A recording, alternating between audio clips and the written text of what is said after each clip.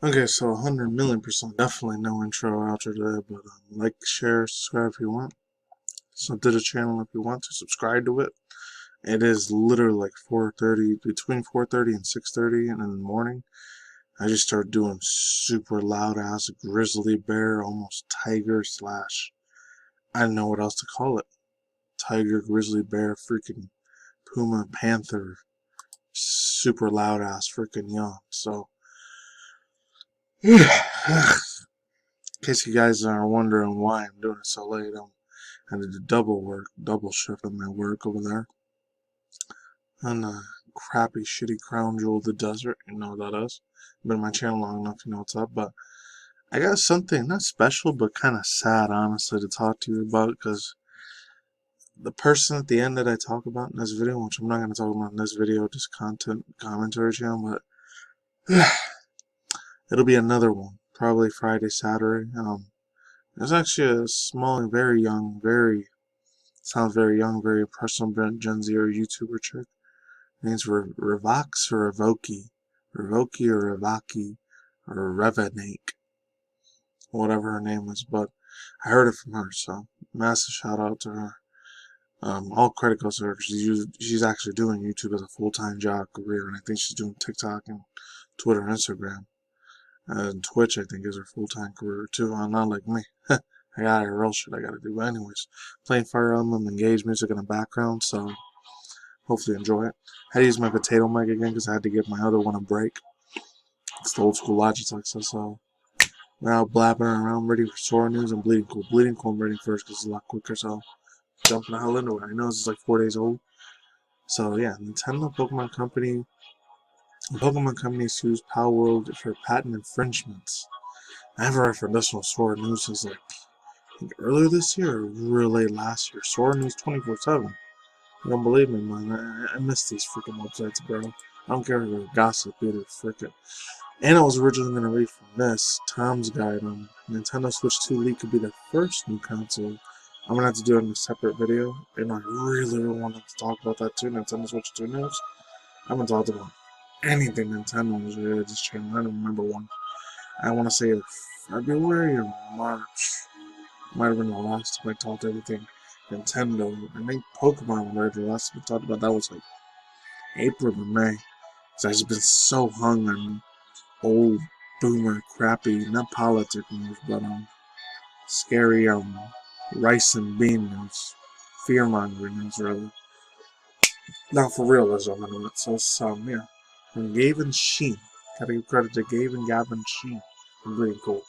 It says Nintendo and Pokemon companies confirmed this is the last short. I'm only gonna read half the Sora news. And the Pokemon Company confirmed that the suing creators of the game Palworld for patent infringements. The word came down from Nintendo's own website, which posted a short public notice clip, let people know the paperwork had been filed. That's legit. I want to read from the other one over there. It was released back in January 2024 by developer and publisher Pocket Pair. The game was nicknamed by many of Pokemon with fire, you know what, pows. Pews. I can't say this word because this word right here is heavily, massively regulated, and YouTube hates the algorithm, hates the hell out of that word. Let's just call it runners. As it appears to be similar premise to the iconic franchise. Yeah, because YouTube algorithm unfortunately doesn't know the difference between sarcasm or comedy jokes or edgy jokes, but whatever. You can run around a world filled with creatures called pals, capture them, and put them into various working tasks. Many observe comparisons between them in January. Pokemon Company made a statement in part saying, quote, "We intend to make an investigation of appropriate measures to address and act the infringement of intellectual property rights releasing related to Pokemon. We will continue to cherish and nourish each and every other Pokemon in the worlds and the works to bring the world together through their Pokemon in the future." Unquote.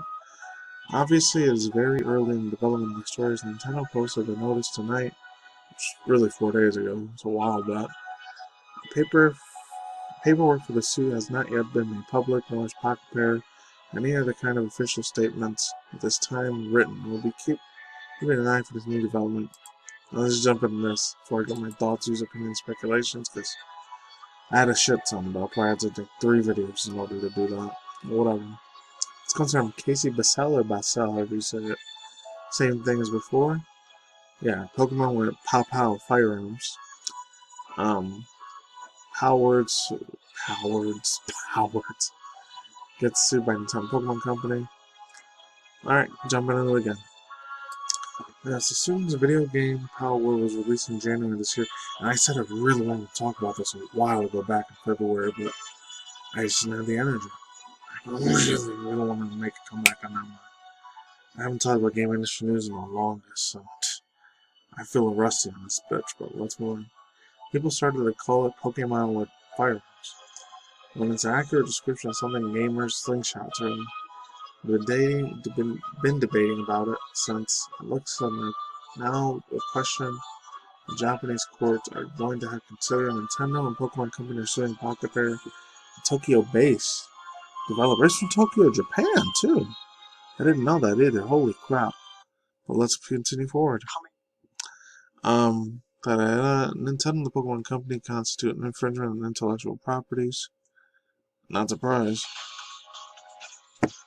Alright, intellectual properties. Both the Japanese. Yeah. I totally lost my mind. Yeah, seeking both injunction. There we go.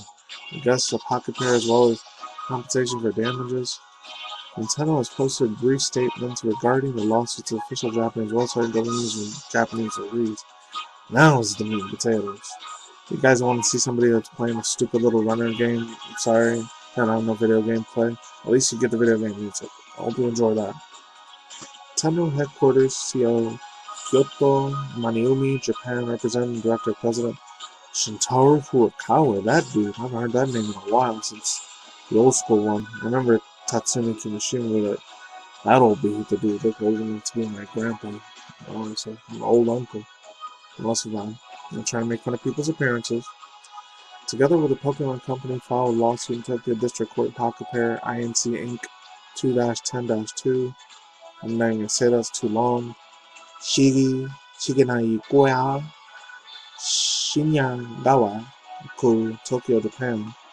Defendant heartfelt after September 18, 2024. I know it's been almost a week, 6 days ago, damn. I thought it was 4 or 5 days. Lawsuit seeks an injunction against the infringement and compensation for damages on grounds of Power World, developing multiple patent rights. Nintendo will take necessary actions against infringement of its intellectual property ran to sell to protect intellectual properties or work established over the years. Should lawsuits, now the real thing again, should lawsuits make it all the way to trial without settlement being reached, Pocket Pair defense will have to hinge and establish Power World sufficiently different in Pokemon. In terms of gameplay, Power World and the mainline Pokemon games don't have much overlap, whereas Pokemon games are RPG turn-based combat. I already know all this. Alright, all this too. Skip around a little bit. Power Worlds released for the Xbox and PC. Yeah. Have been, but you gotta forgive me, I'm like half fucking sick here. Though during the summer, Pocket Pair announced that it would be forming a new entity, Pocket World Entertainment, in association with Sony Music Entertainment, quote, promote the licensing businesses of Power World, but domestically and internationally, both domestically and internationally, excuse me. While the lawsuit mentions Pocket Pair and Power World Entertainment could be Nintendo and Pokemon Company with the political licensing and merchandise of the Power Creatures, upcoming additional layer of IP envelopment, if I'm saying that right. I feel like half zombie right now. My god. Alright, so let's go on. Power Entertainment official website contains at the 10th of July announcement. Company has been established for quote developing and breach of intellectual property. Okay, read this already. We also said the company is in the works and has posted no updates since. They probably did now. This is 6 days ago almost. As such, it could be the Nintendo and Pokemon Company will resign to letting Power World game itself slide, but not with the Pocket Pair has sight to become Power World becoming a wider entertainment franchise with more clearly visual entertainment. They both been conceived this time to take legal action against it. Exactly motivations, Pocket Pair finds itself with a gauntlet thrown down by two other companies whose legal names, it's a little overdramatic the way they said it, but whatever, whose legal teams are very strong, recorded IP infringement disputes. Now it sounds a little kooky, but who knows, man. Anything's up in the air right now. It's some scary shit too, man. Really is. But anyways, thoughts, use opinion, speculation. Now I'm scared as hell for them, man. I know it's a small little company, Palworld, and a lot of people said it felt more like Fortnite mixed with Apex Legends, mixed with a whole bunch of like puzzle RPG games. It felt like a tactical strategy turn-based game. It wasn't just purely all third turn-based game either. There's a whole bunch of other different elements of genres and categories that Palworld had. Yeah, the only two similarities it had is like some of the structures of the PAL monsters. The main three I remember was the ones from Gen 3, Gen 4.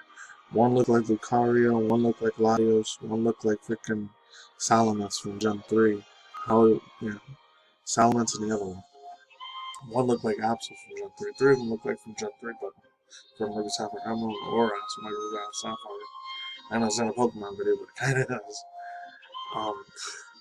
That one along with the one that looked like Lucario big time. And then those two other ones, oh my god. One looked like Furfront, another one looked like straight up Furbait. Straight up not safe for work, R34, very promiscuous OF fans looking furry, very flappable, extremely over, lustful, super mega over lustful, look like the Gen 6, Gen 7 Pokemon like it. So it's telling me Ultra Ultramoon. I think it was either Salazzle or the other one, Cyrena. One of those two. I could see a lot of inspiration when I got one of those two of them that looked a lot like Gen 3, Gen 4, like a lot of the dog and cat Pokemon, like Luxray and Mighty Anna. Yeah, I remember those. I remember everyone was doing all these scale videos way earlier this year, like January, February. Actually, right after I did my birthday, I was like, oh my god, people was jumping off the freaking chain. That shit was throwing off like the freaking chain. They were hitting down the nut, hitting down the freaking gosh dang freaking the slider, the guillotine, and after freaking, not after Nintendo, but after some of the developers. And it was really bad, man. People were just throwing shade like a mother for this film. That's a word I don't like saying that much either, but it's bad as hell, not a good one. It ended up being super successful. It had a lot of like Legend of Zelda, like Tears of the Kingdom sort of like vibes too. And one before that, this is before Tears of the Kingdom came out, which is insane as hell. Anyways, yeah, this is the one trigger warning if any of you guys deal with the pro-ana, like, body dysmorphia thing, but this is what I'm talking about in the next future update video. And like I said, credit is due to this other person. I'm done with the tons, but this chick, you made it to the end of the video. Eugenia, you know who, Cooney. This chick, she came back, man. Well, she didn't come back. She's been around for a long time, but I haven't heard about her in a long time. It came on my algorithm feed. And I was just scrolling down YouTube and all that shit. Trigger warning if anyone deals with anorexia shit. Pro-ana. But this is some sad stuff, bro. It really is, honestly. Yeah, this is some super heartbreaking, earth-shattering shit. And it's just, no, don't worry. She didn't pass away. She's not dead. She didn't RIP. She didn't unalive herself. But I didn't even know she was doing this from what I heard in the video. This one. Not this one here, but this other chick. Her name is Revox. Again, we know it starts with an R-E. It starts with an R-E something. Astro Moss, so no. It's a shame, bro. It really is. Oh. Revoves. Alright, Revoves. Yeah, she did a video on it. It's really, really sad. That's how I watched a couple of them. Sounds like a very young, inexperienced person, but hey, she's doing her thing. You can leave the links to her videos down below. I think one of them I tried to do a reaction to that I haven't seen yet, but this is crazy as hell, dude. But some people are just trolling her and just talking a lot of crap about her, and like, and live streams on Twitch and TikTok. It's insane. World's sick. I wouldn't wish death on this girl. Sad. That's all goes from the mind. Peace out, lads. Goodbye. See you.